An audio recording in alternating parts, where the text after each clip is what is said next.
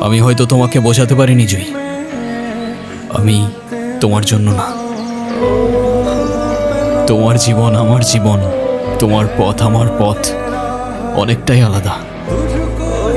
আমি চাই না আমার সেই জীবনের সাথে জড়িয়ে তোমার জীবনটা নষ্ট করে ফেলো। আমাদের মধ্যে যত দূরত্ব থাকবে তোমার জীবনটা ততটাই সুন্দর হবে। তাহলে আমাদের আর দেখা হবে না? জানি না। Say